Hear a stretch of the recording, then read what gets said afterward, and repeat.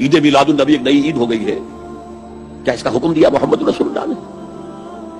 یفعلون ما لا یؤمرون، وہ اپنی ہی ایجاد کردہ روایات ہیں، اپنی ہی ایجاد کردہ بدعات ہیں، اپنی ہی ایجاد کردہ رسومات ہیں، ان پر لگے ہوئے ہیں اور دعوے کرتے ہیں اللہ سے محبت، رسول کے عشق کے، جبکہ ان کے عمل میں نہ اللہ کی اطاعت ہے نہ رسول کا اتباع ہے۔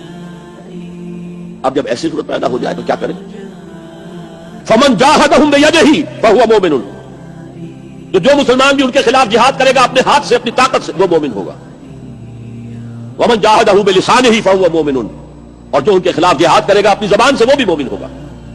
وہی 3 درجے۔ ومن جاہدہم بقلبہ فہو مومن، دل سے نفرت رکھ کر جو جہاد کرے گا بالقلب وہ بھی مومن ہوگا۔ فما وراء ذلک من الایمان حبۃ خردل، اس کے بعد تو ایمان رائی کے دانے کے برابر بھی نہیں ہے۔ آپ کو معلوم ہے کہ ماہ ربیع الاول کا آغاز ہو چکا ہے، دوسری تاریخ ختم ہوئی اور آج ہم تیسری شب میں اس وقت یہاں بیٹھے ہیں۔ یہ ماہ مبارک حضور صلی اللہ علیہ وسلم کی سیرت مطہرہ سے ایک بڑا گہرا تعلق رکھتا ہے۔ حضور کی ولادت باسعادت بھی اسی ماہ مبارک میں ہوئی، اگرچہ تاریخ کے بارے میں اختلاف ہے۔ حضور کا انتقال بھی اس ماہ مبارک میں ہوا، اور وہ متفق علیہ تاریخ ہے 12 ربیع الاول اصل میں حضور کا یوم وفات ہے، اور اکثر محققین کی رائے یہ ہے کہ آپ کا یوم ولادت جو ہے وہ 9 ربیع الاول ہے۔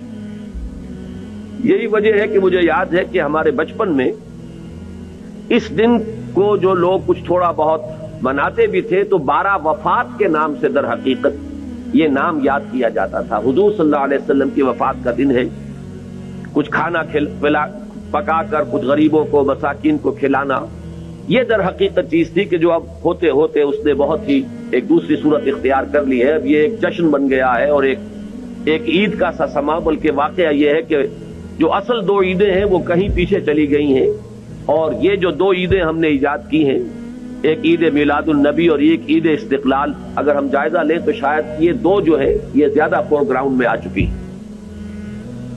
لیکن یہ کہ جہاں تک آپ کی ولادت اور آپ کے وفات کا اس ماہ مبارک میں ہونا ہے وہ ثابت ہے۔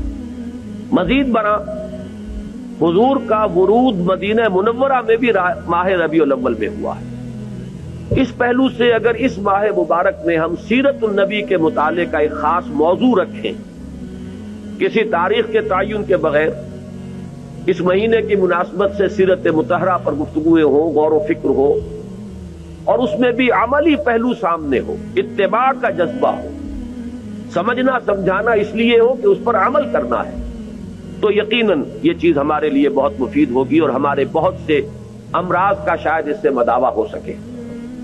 یاخذون بسنتہ ویقتدون بامرہ ثم انہا تخلف من بعدہم خلوف، پھر ہمیشہ یہ ہوتا، ہر نبی کا جاننے والوں میں، پہچاننے والوں میں، ماننے والوں میں ہوا ہے، امت محمد بھی مستثنیٰ نہیں ہے۔